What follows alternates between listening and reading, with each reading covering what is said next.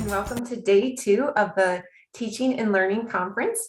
My name is Dr. Allison Reed, and I'm Associate Director in the UAGC Academic Engagement Center, whose work focuses on the general education experience for UAGC students. I'm honored today to host today's keynote session with Dr. Adriana Kezar, Dean's Professor of Leadership, Wilbur Kiefer Professor of Higher Education, and Director of the Polius Center for Higher Education at the University of Southern California. Dr. Kezar is a national expert of change in leadership in higher education, and her research agenda explores the change process in higher education institutions and the role of leadership in creating change. Adriana's change in leadership research has been used by government agencies, accreditation bodies, foundations, state systems, consortium, and in individual campuses to forward change agendas and initiatives. And our leadership research has been used to design leadership development among national associations, consortiums of colleges, and campus-based leadership programs. She also regularly consults for campuses and national organizations related to her work on diversity, equity, and inclusion, non-tenure track faculty, STEM reform, collaboration, and governance. She is an international expert on the changing faculty body, and she directs the Delphi project on the changing faculty and student success. And I'll share the links in the chat of all these things I've just mentioned. In her keynote address yesterday morning, Dr. Sarah Steinberg gave us important historical context for what we call distance education, and urged us to think about factors of distance education as they affect student success beyond terms like flexibility and access. Dr. Kezar's presentation today will help us do just that. Dr. Kezar's research regarding at-promise student success focuses on defining and implementing effective and holistic support mechanisms for low-income, first-generation, and/or racially minoritized students who are typically marginalized within post-secondary institutions. This research is directly aligned with the UAGC student population, which is 20% Latino, 28% Black or African American, 38% first-generation college students, and 56% Pell Grant recipients. It is also a useful model for the work this conference is doing to better understand how to implement a culture of care in higher education. Meanwhile, Dr. Kezar's research on the adjunct faculty experience provides another relevant perspective on the importance of a broadly reaching, caring institutional culture, especially in institutions like UAGC, who rely so much on the excellent work of part-time faculty. Seeking optimal ways to engage with and support faculty is a critical factor of ultimately promoting student success. I had the pleasure of conducting my doctoral studies at the University of Southern California, where I became familiar with Dr. Kezar's work. Her voice, which is called for equity in higher education, both for students and faculty alike, was one of the reasons I sought out work at an open enrollment institution. I could spend all day doing hero worship, but I know that's not what you came here for. So without further delay, I present Dr. Adriana Kezar. Thank you so much, Allison, for that very generous introduction. And I am really, really pleased to be here with you all today. And what a wonderful conference theme, a culture of care, which is so important in our environment today. And I'm really looking forward. I sent a message to the chat saying I hope that you all will both be engaged there and send me questions. I really look forward to that. I hope that Allison also intrigued you to check out the Polius Center. Not only is there other work that I can only present one idea to you today, but I want to hopefully have you use the Polius Center as a resource in your work. As Allison mentioned, I have lots of resources about ways that part-time faculty in particular can help support their work.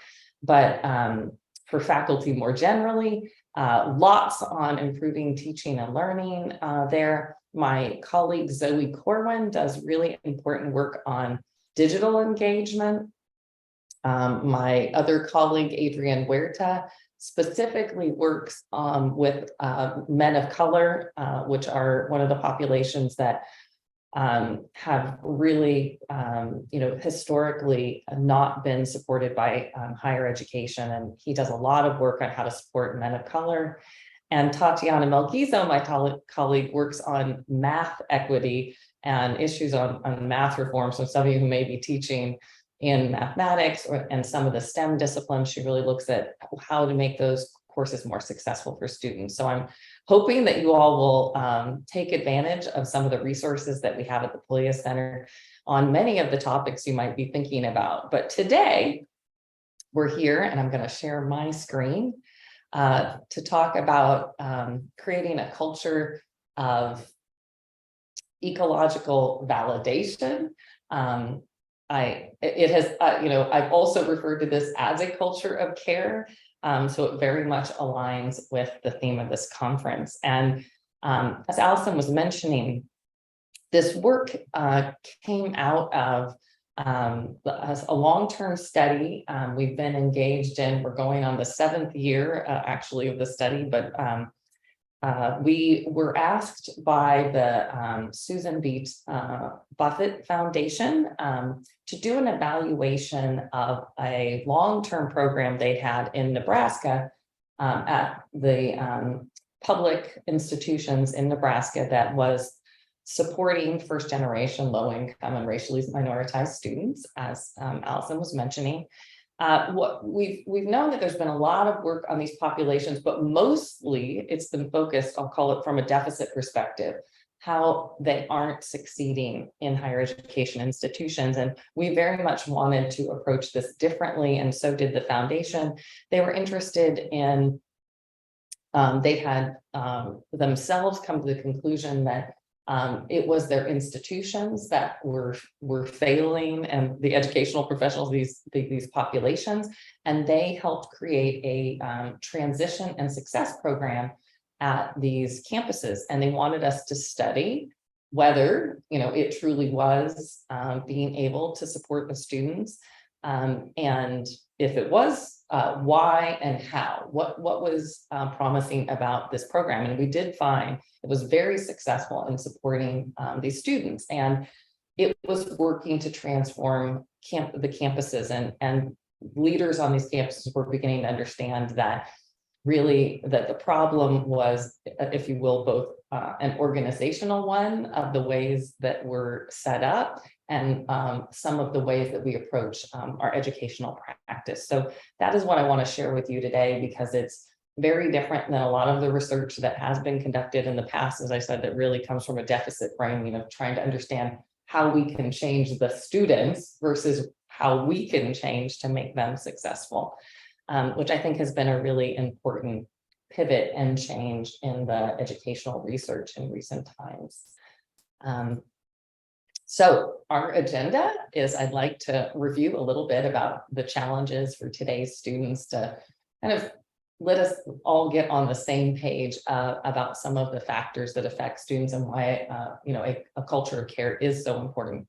And then I want to present this, what we found in our research, a culture of ecological validation, as well as it's based on some historic research on validation theory that I want to present to you as well. I want to talk about the 7 norms of ecological validation that can be used by faculty to transform their classrooms. They can also be used by staff, administrators, but in this particular session, I'm going to focus on faculty.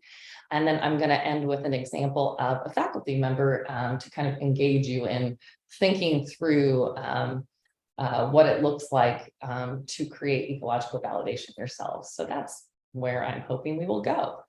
So starting with the context for higher education, I mean, I really think that we are at a crossroads. For decades now, we've had both policymakers, but national organizations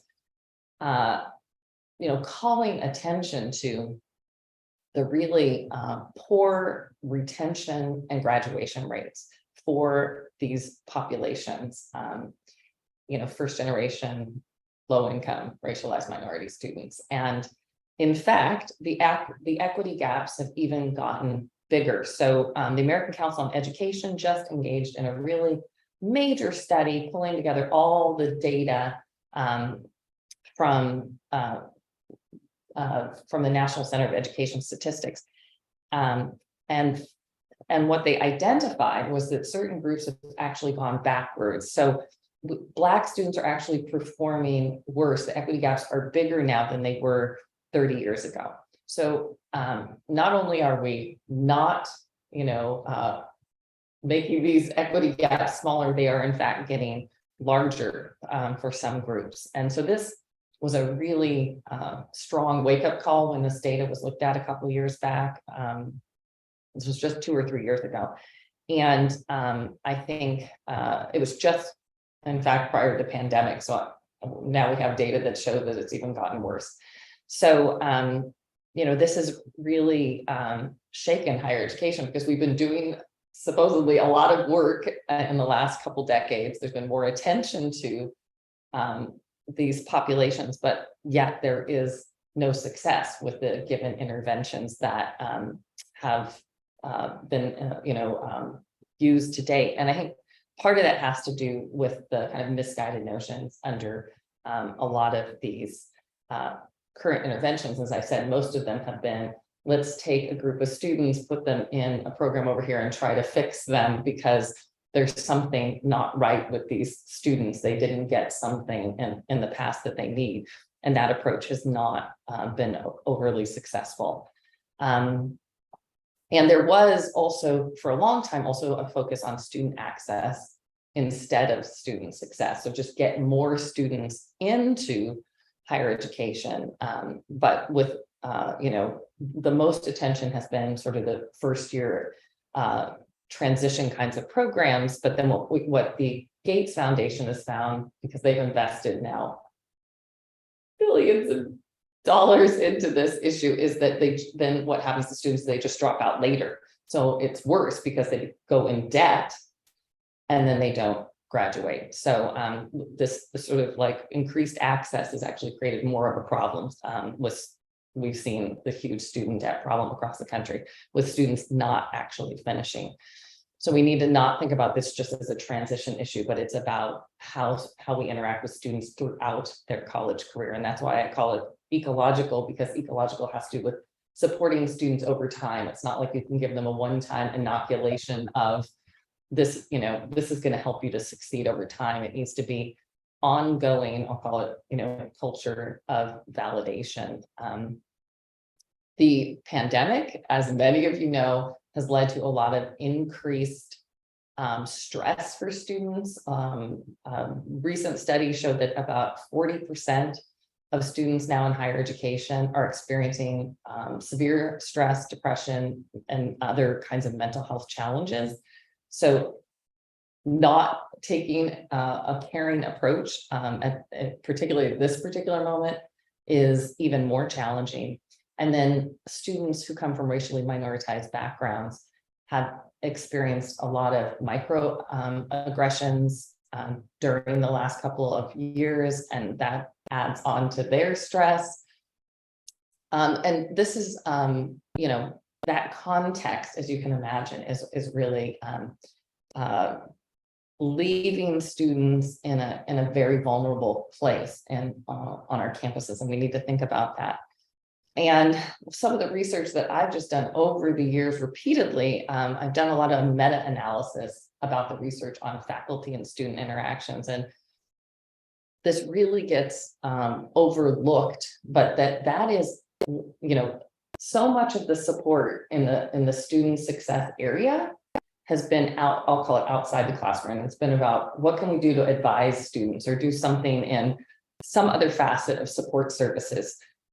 Yet the research shows that those interactions between faculty and students and in the classroom are some of the most pivotal to student success, continuation. and graduation. And yet that really has gotten overlooked in this kind of very large national movement around student success. There hasn't been as much attention to that space. And in particular, it's important for these populations that we're talking about, that their interactions with faculty matter to them more in terms of their success over time. So I just want to underscore how truly important this space is and how overlooked it is.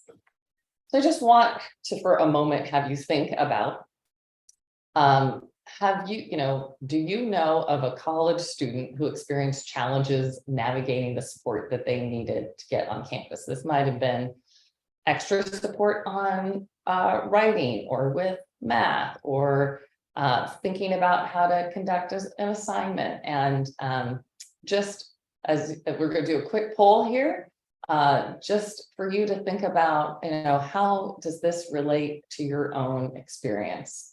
As I said, we got a lot of national data, but as you think about it, how often is that the case? And, I could imagine perhaps for many of you a lot. I'm not sure how long we've got a poll going. Oh, sorry, that went backwards. Haley, are we able to, there we go. Yeah.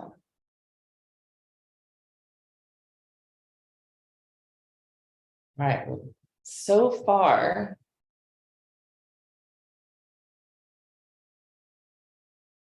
it is seeming, we'll see here. Couple of seconds more.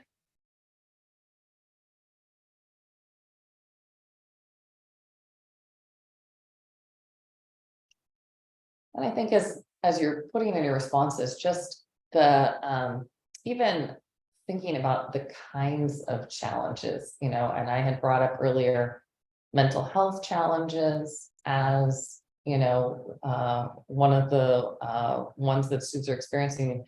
But here I'm asking you even just particular support on campus, which are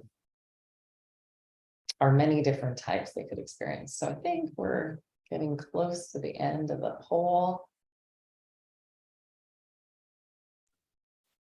You should be seeing the results on the screen now, Dr. Kezar. Yes, I do. I see that 98% of the students, 98% of you responded that a student who has had a challenge navigating the support needed on campus, and 2% do not feel that that's been experienced. And so it sounds like for many, we'll just put that up, and then I'm just going to move and just for time, I had us thinking about two polls, but we'll probably just do the one. And I just think the other question I want you to think about is how many of you, know a student who doubted they belonged in college or whether they were capable of succeeding. Sorry, for some reason, the cursor is just going crazy and making it go backward. So I'm not going to do a poll on this one just for time, but these are the kinds of questions I hope that as you engage in your classroom, you're thinking about, are students able to get the kind of support they need? And do I have the skills to be able to connect them with the supports they needed? And am I, aware of if a student, how they feel like they belong and are capable of succeeding, because these are really important to their ultimate success. So as I was mentioning, some of the challenges that students face, one of the, the areas that we've seen in the last couple decades, there's been quite a bit of research on the challenges for what we call at-promise students. So I'll keep referring to them as at-promise rather than referring to the three groups again. We've seen that part of the challenges they have is that we're set up in these kind of bureaucratic silos as organizations with all these different offices, and whether your campus is in person or online, there's the same kind of silos, different places they need to go when they need to think about academic support, career support, advising, sort of just different kinds of ways they need to navigate a campus or a higher education environment, that there are a lot of bureaucratic elements to it, and that students experience their education as a holistic kind of experience, yet we have established it in this bureaucracy, which makes it challenging for them. And these different kinds of silos of support are then also matched with what we've found in the past to be problematic higher education practices. So this is that the professionals that interact with students tend to, as I said, see them from a deficit-oriented perspective, often that they are coming lacking some needed skill or ability or resources that they think about their educational experience in fragmented ways. That so if I'm a faculty member, if I'm a staff member, or if I'm an administrator, like I only think about a portion of your work. I'm not thinking about your career over here or your major over there. I'm thinking about, the class I'm teaching, or the fact that I'm working with you on this counseling issue. So that kind of fragmentation is more challenging for students to get a good experience. We're reactive. We wait till students, come to us with a problem or issue, rather than, if we can see or identify something, helping to link them to resources. The ways we interact with students tend to be what we call identity neutral, which just means we're not thinking about the ways that we, for example, might look at our curriculum to make sure that it's culturally responsive to different students' kinds of backgrounds. And we don't take a developmental approach in that, knowing that students are growing over time and scaffolding information over time. We tend to think about like the moment we're with them. And in not taking this developmental approach, it affects their long-term educational abilities. So there's the practices that educators have engaged in, and the kind of the ways that our organization set up. So what we found that was quite different in this study was that the educators were coming from a different set of assumptions. So the ones that I'm going to talk to you about today, that I hope that you'll engage in your practice, is being holistic, proactive, strengths-oriented, identity conscious, and then collaborative, developmental, and reflective. So these are the kinds of educational norms and perspectives that led to great success with the students. And all of these were then reinforced, with the colleagues that they worked with, as they were, hired within their roles. So there was lots within their environment to support these different kinds of new behaviors and interactions. I'm not going to talk about as much the broader framework about how this also broke down the silos on campus, or I'll call it the organizational issues that help to support a culture of ecological validation. I'm going to focus in today on I'll call it educational practices that I think can best be utilized by each of you as individuals in supporting student success. So just a little bit more background on this idea of validation. It's really important, and we named what we identified, this culture of validation, and found that it really matched up with some earlier research by Laura Rendon, when she had been looking at data. It was one of the first studies that identified ways to support students that come from, that I identified again as at-promise students. And she found what she called two sort of areas: academic and interpersonal validation, that, as educators would enact this, it helps students to, as she said, trust their innate capacity to learn and to acquire confidence that they, in being a college student. So an example of, academic validation would be a faculty member engaging students in readings produced by people from minoritized backgrounds and acknowledging the contributions of those people to the field. An example of interpersonal validation is a faculty member engaging a first-generation student in a conversation about the role of family support in their success and creating space for conversations, that are beyond just talking about, academic content.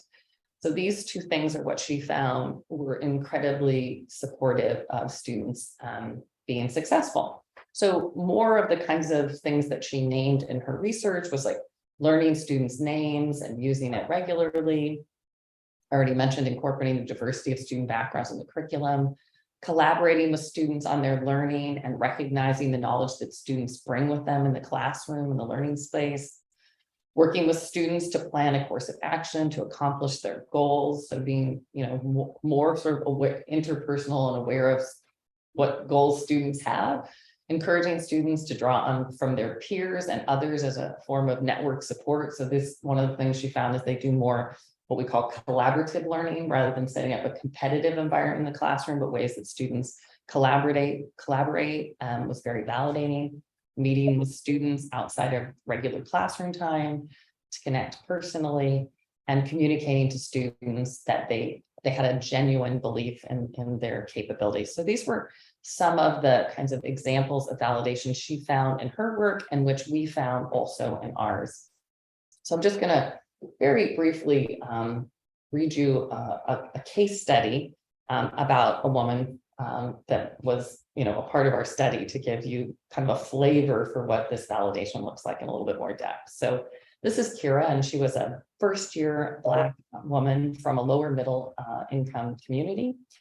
And she really, loved numbers and growing up and excelled in math. And so she decided she was going to go to college to pursue a degree and a career in engineering.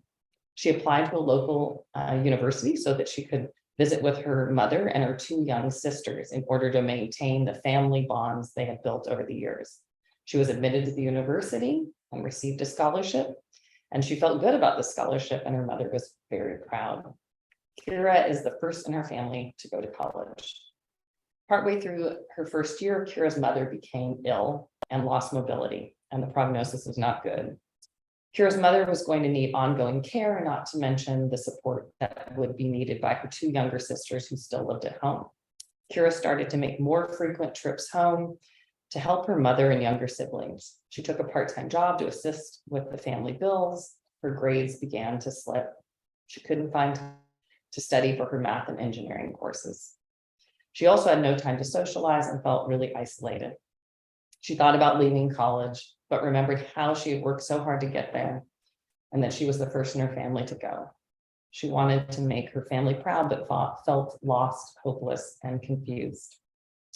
Kira's engineering instructor noticed that her demeanor changed over the course of the semester.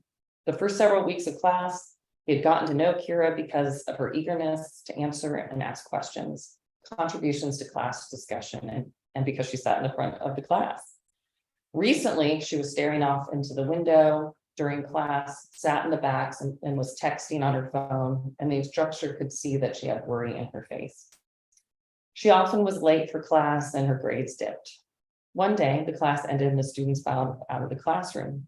Kira remained and was at the back frantically texting with her mother. The instructor approached her and Kira was taken aback. She apologized profusely for being on her phone during class. Her mother was having issues at home and she was trying to figure out who was going to pick up her sister from school. The instructor said she understood and reassured her that she was not in trouble. She asked if there was anything she wanted to talk about. Kira welled up and told the instructor she was the first person to ask her how she was doing and to take an interest in her. The instructor asked if she would like to come to her office to talk. In her office, the instructor began by saying she noticed how involved she had been in the class and her input enriched classroom discussions. She especially appreciated the time she brought the lack of diversity in engineering and how that hampers innovative solutions to pressing societal problems. She felt it helped to drive the class conversation and got other students thinking. Kira felt so heartened to hear her perspective and her contributions had been valued. She started to feel more relaxed and could tell that her instructor was genuinely interested in her. She apologized for being late to class. Kira shared about her mother's illness and the need to take care of her younger siblings. The instructor patiently listened and thanked her for sharing. She asked how she could support Kira and explained that she's got a lot of potential and wants to help her succeed to get to her goals. After the conversation unfolded, the instructor could see that Kira's family situation was not only affecting her grades, but taking a toll on her mental health. She offered to connect Kira to counseling services on campus and get her a personal wellness support, as well as offered to meet with her via video during class hours, office hours, so she could access additional support without having to come to campus. In this example, the instructor affirmed Kira's capabilities of success and proactively reached out to her when she noticed something seemed off. And she validated her meaningful contributions in class and offered to connect her with support. So this is one of the examples of ecological validation that we found many of these in our study, and it's what we found was responsible for the great success that they had with this group of students. So as I had mentioned earlier, what I want you to think about in your own interactions is how to be more strengths-based, proactive, holistic, identity-conscious, developmental, reflective, and collaborative. So let's just talk a little bit more about what each of those are as we think about how to integrate it into your classroom practices. So one of the things you noticed in Kira's story is this idea of being holistic, about thinking about the student. And I loved one of the my favorite quotes from the study was a faculty member saying, I've realized that students are people. And we kind of laughed about that, but it was really saying, it's really this recognition that they're not just a student in your class, that they have, as Kira did, these complicated lives and goals that they come to us with, and how do we get to know them in that more holistic way? We cannot be successful with students if we only think of them, as I said, as a student and not a whole person with all these kinds of things, like Kira's, taking care of her mother and her two sisters. The second is to be proactive, which really places the onus on us to reach out to students, to build relationships, to try to think about ways that we can support them, rather than waiting reactively for the student to notify us of some issues. So it's looking for those signs. So the instructor noticed that Kira was staring out the window and texting. What were the kinds of things that you can clue in on that will help you to be proactive with students? The next is strengths oriented, and this is looking at the students for their assets and talents, things that they bring, often great resources that, especially as this instructor got to know Kira from a more holistic perspective, that they could think about the kinds of strengths that she brought to the class, and noted, the instructor, she noted how she had brought an important perspective to the class. So sort of acknowledging the strengths that students have makes them feel more confident. The identity consciousness, is really important. And you saw that in this example where, that the engineering instructor had brought up, the kind of the lack of African Americans in engineering, and the ways that they could support, when they have come into that field, they have brought innovative solutions to the area of engineering. Thinking about collaboration. So this instructor knew about some of the counseling services that were available and could connect Kira to those counseling services. So being knowledgeable about the different resources available is really important. Being developmental is understanding, in this course, like this faculty member understood that this was so pivotal to Kira's future success to her goals towards engineering, and asking her about her goals, and then understanding the ways that the instructor needed to support her to be able to be on that developmental trajectory. And then reflective practice, we see that with the instructor. It's that noticing of the different dynamics of the classroom. And without that kind of reflective practice, it's very hard to do some of these other things that I mentioned earlier. So just the ways the instructor stopped and was noticing the dynamics in the class, all really, really important to the success of the students. So I'm not going to read through all of these, but just want you to think about some of these practices that reflect these norms.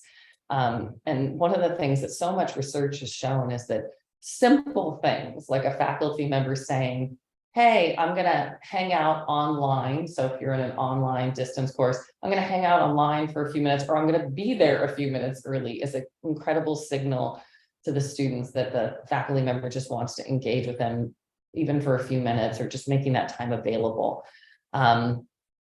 Also sharing personal stories about challenges in one's life. We heard repeatedly from students that the instructors that they could connect with the most shared a few personal things every once in a while that showed that they were a human being and that they could be vulnerable themselves.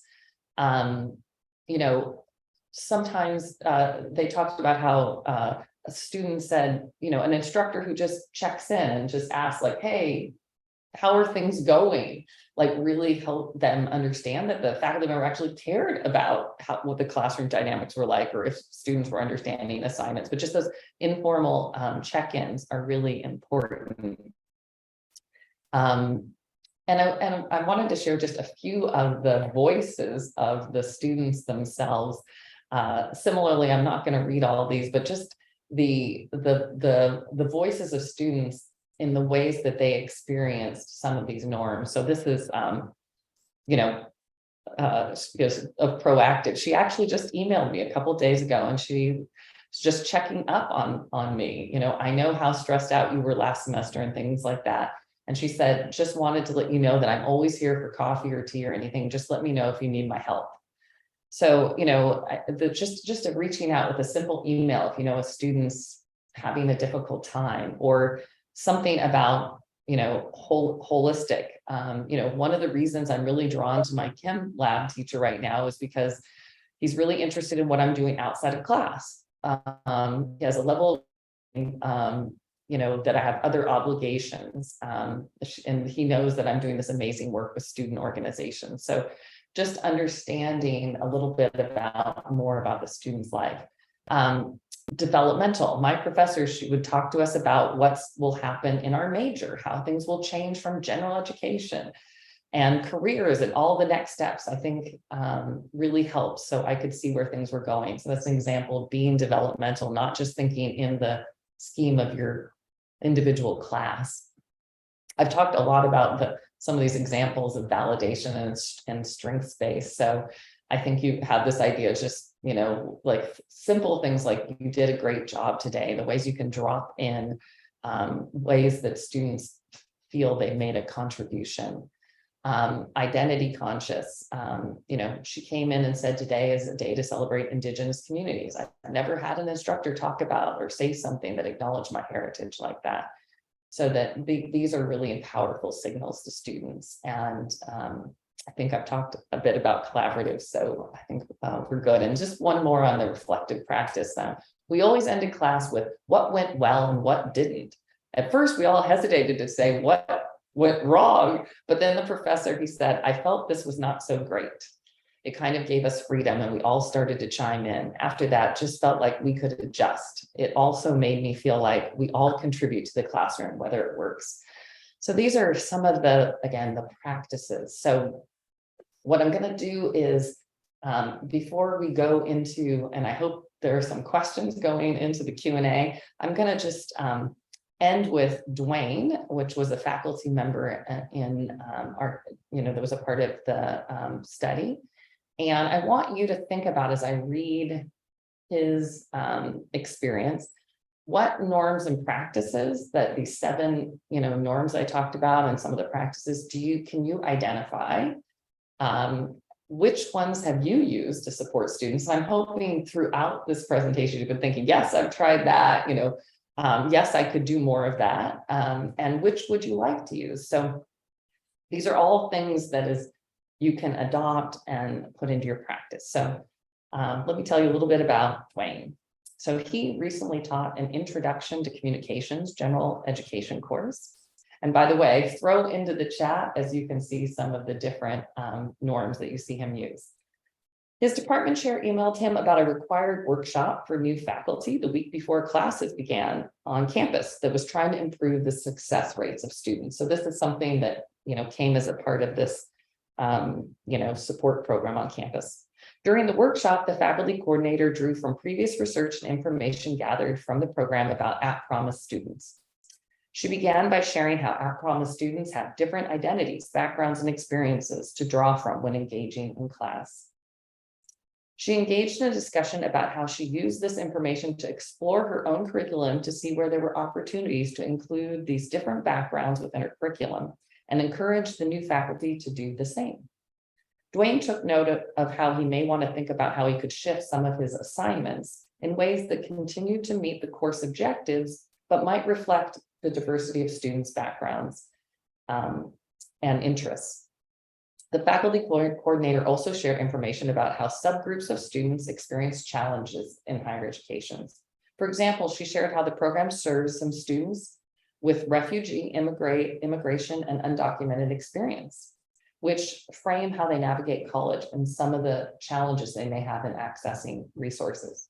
She shared some background about the varied experiences that they may bring from high school and some of the continued work obligations they would have during college and the skill sets that they have learned through caring for siblings and elders. The faculty coordinator provided some information about some of the challenges that at-promise students may experience and recommended a short video from the Office of Community Outreach for him to watch about the experiences of certain immigrant groups in the local community. The faculty coordinator also provided Dwayne with information about all the key resources and support that are available to first-year students. Dwayne reflects that he's really surprised he's not heard about these services before. After Dwayne reviews the materials and the videos, he decides to make some changes to his course materials to make them more relevant to the students. Dwayne reviews the pictures of the students in his class, provided in the learning management system of all the students, and memorizes their names so that on the first day, he can greet each of them individually. The faculty coordinator concluded by encouraging the new instructors to set up meetings with students in order to get them to know them as individuals. The faculty coordinator underscored how general information was useful to instructors to reflect on their practice, but it was really important to get to know specific students in their class in order to avoid making assumptions that may not be accurate. The first day of class comes and students are surprised that Dwayne already knows their names. He tells them that he's really interested in learning more about them and their backgrounds and wants to set up meetings with each of them. He starts off the class by asking each of them to share a moment they were particularly proud of, where they communicated an idea where they thought they made a difference. He's surprised how quickly the students engage this first day because most classes, it takes several days to get people talking. He thinks back to the new instructor workshop where previous faculty shared how this happens because he's made the students feel safe and connected. The class seems to start off great. The initial meetings with students go really well. What a rich array of backgrounds they have. And he finds that he can enrich the examples in his class to connect more to students' experience. He also learns from these activities that some of the students have really important prior work experiences that he can engage to help communicate the concepts in the class. He really wishes he'd used this strategy in the past and this would have made the other classes much more engaging. After a couple of weeks, he notices that some of the students are not as engaged as much as the others, and he reflects on his individual meetings with them. And 2 students had discussed how English was not their primary language growing up, and they sometimes get nervous speaking in public. The university has an online system where he can post a red flag if students have an issue, but the student's grades are fine, so it doesn't really make sense. He gets in touch with his department chair to ask what he might do. And Dwayne sets up a meeting with the students and makes sure to let them know there's not a problem, but that he just wants to sit and chat with them about some of the possible resources that they might find helpful. Dwayne notes how he can see they understand the material sometimes, but may not feel confident in communicating. He recommends that they might do some additional tutoring with their language skills to enhance their confidence. The students are appreciative that he did not single them out and instead emphasized that they had good ideas. As Dwayne reaches the midpoint of the semester, he contemplates how different this class is from others he's taught through the support of the faculty coordinator, his department chair, and the English as a Second Language Center that he now has some good contacts at. And he's been better able to support his class this semester. So that's another, as I said, we had many examples of faculty members like this who, had changed their practice as a result of interacting to discover more about the way they could be ecologically validating. So I just want to see if we have any questions from the group that we can engage on. And I hope if any of you, I'm glad to see some comments in the chat about what things you thought Dwayne was doing well, and I would love to talk more about that. Thanks so much. And Allison, I'll hand it over to you to see what. Yes, we've had some great comments in the chat, and we have two chats going, one in Whova and one in Zoom. So we've been trying to kind of pull everything together, and I have some here for you. The first question is,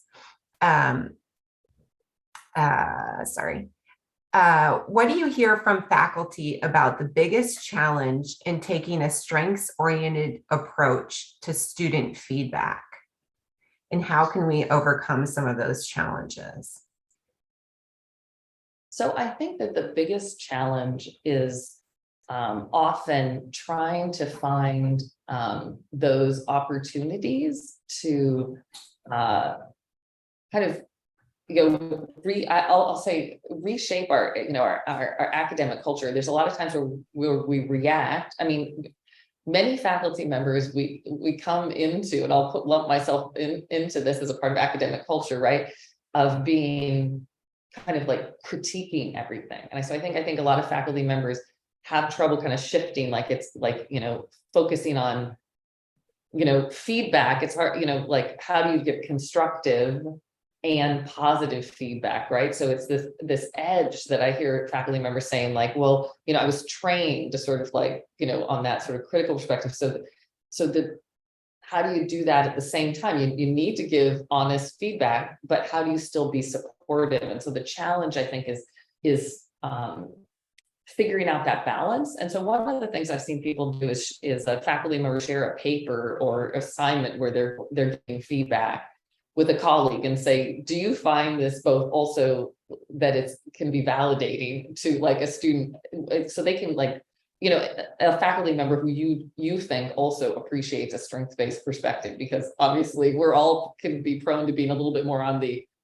I'll call it, like over critical perspective, and not make sure that your first comment isn't something about, how did you start the paper with some of the strengths you saw in it, not just what you just start with all the negatives that you saw in an assignment is like kind of a way to balance it. And I think just our own training, our own academic cultures can sometimes get in the way of that strengths-based orientation is the biggest struggle that I've heard, and ways to, kind of reorient. And it's the same thing in whether it's in the classroom, the way of, interacting with students. And this isn't supposed to be some also like phony, like everything the student says is great. I mean, students say they want honest feedback, but they want to feel, right, that that they have brought something. So it's balancing those out. I mean, equally as I think I've heard the biggest challenge for faculty.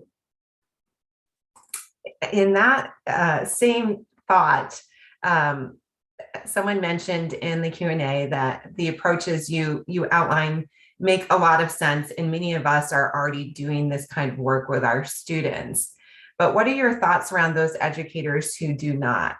And it's not meant to say one's right, one's wrong, and let's change, find fault in people. But many people have gained their credentials through a more inflexible or that blank slate depositing of knowledge approach. So how do we empower and encourage, or maybe nudge gently, those educators that need to revise their practice?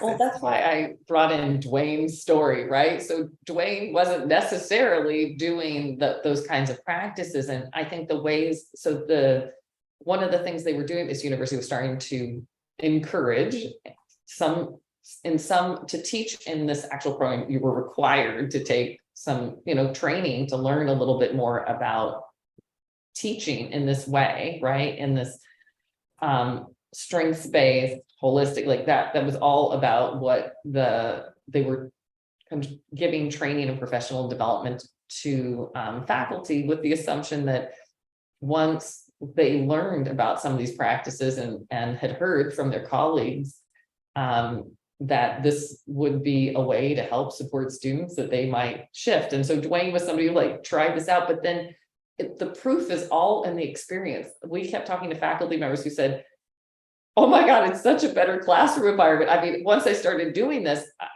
instead of the blank stares or the quiet hush or everything got better. Their classrooms were so much more. And then, it's just kind of, once you get people in it, they get hooked into doing it, because it's a much nicer, experience, a classroom experience, to have that kind of engagement. And I think one of the things that we learned is, you got to really push on this. And I appreciate that people said, a lot of times,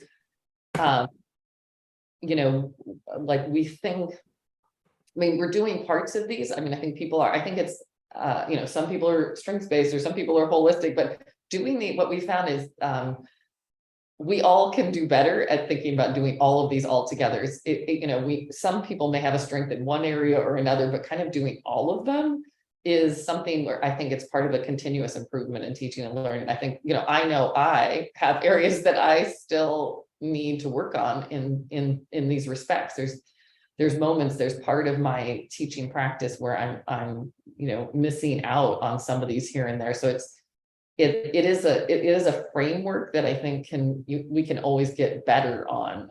And I think that's one thing I would say to you, even for those of you who are doing it, you could probably continue to increase and improve your practice, and to kind of examine really whether you're doing all of them together.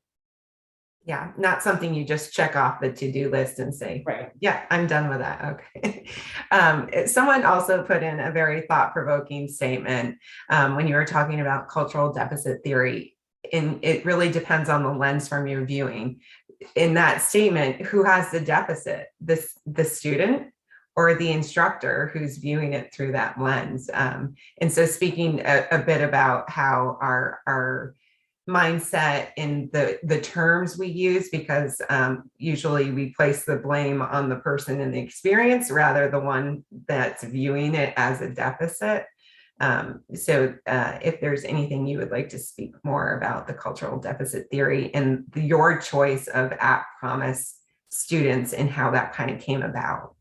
Yeah, so a couple of things. So we chose at Promise to be, provocatively, at the different as at risk, which has been, these populations have often been labeled at risk. And we wanted to change that kind of deficit language, because what we were seeing were all these strengths among these populations, but because, they haven't traditionally succeeded within our institutions that were not set up to support them, they've ended up being, considered, at risk. So we wanted to shift that to say, it's our opportunity, just think about the ways we can shift so that they can be successful in our structures that historically, I didn't present all this here, but I've done a lot of work on how our, institutions we're set up to serve, white,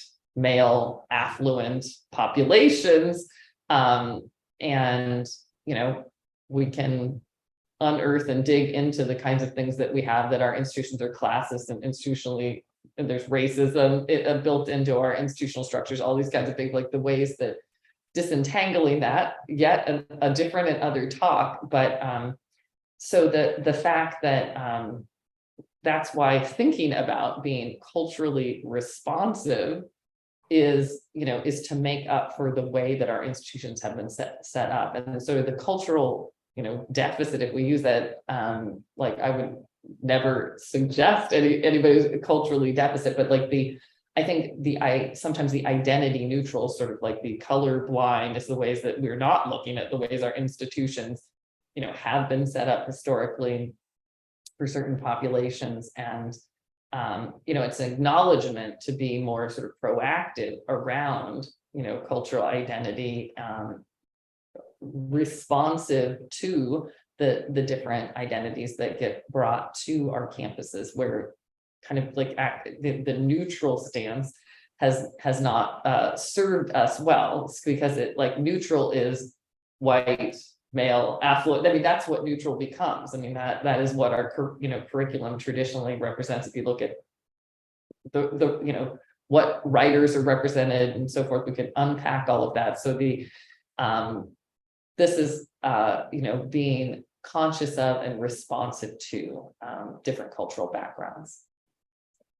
Another thing to think about in all of the examples you showed with the 7 norms and ways that we can address this in our teaching, we put a new spin on it because we are in a very accelerated environment. Our students are typically 5 to 6 weeks courses. And so not only are you doing it asynchronously, but you're doing it very quickly. So is there anything you can think about for how we could make this kind of outreach and care and connection in a very short amount of time? Well, I mean, I think it makes it even more important, just those little kind of subtle things of like the first interactions, or the opportunities to just very early on get, like, how do you have an activity where people can share something personal about themselves right up front, build a relationship. So you need to build those relationships even more quickly. Maybe you do something even right before the class starts, so that you can create an environment where both the other peers and students in the classroom start to see each other as assets, like in the ways that you have their first interactions, even if asynchronous, just they're all going to see each other sort of like post interactions, but something that you do that connects to them. Say, like, I want to know why you're interested in taking this class, something that is outside of just like, here's when the assignments due, you know what I mean? Something that signals right away some interest in them and is outreaching, so that you understand about the students. Like, the goal is, it's almost like, if in that first week you can have a kind of like just a quick spreadsheet that's like something personal about each student that links you to them, is going to make a difference in the flavor of the way the course unfolds and the ways they're thinking, it'll be an interaction that's different from what they've had in the past. Like the tiny little things that you saw in my examples, these are not big things, these are tiny little things, yet they are huge in the experience of the student. That's what I want to make the difference. It's not like you have to do a lot. These are very small, micro kinds of interaction changes. I think you bring up a great point about that small moment, because we all hear so much about microaggressions, and it can be a small thing that sets the tone to negative, but you can also employ the opposite. So there's this researcher at Mount Holyoke, Becky Packard, who did this study on, it was just, she called it micro mentoring, that faculty for the first minute or two at the beginning of a class start off with like a kind of a mentoring moment, something about like, here's how this class relates to your career. Here's a great resource on campus to support you. Like, if blah, blah, blah, just 1 or 2 minutes. And it made a huge difference in the success of the students and their own experience in class. 1-2 minute mentoring, like at the beginning. Like, so just think about what micro mentoring could you just implement, and just what would be, it'd be huge difference to students. Well, we'll take that as our walk away from today, thinking about our micro mentoring that we can do with our students. And we've come to the end of our time, but we want to thank you so much for all that you've shared with us. And we have links on the Whova website.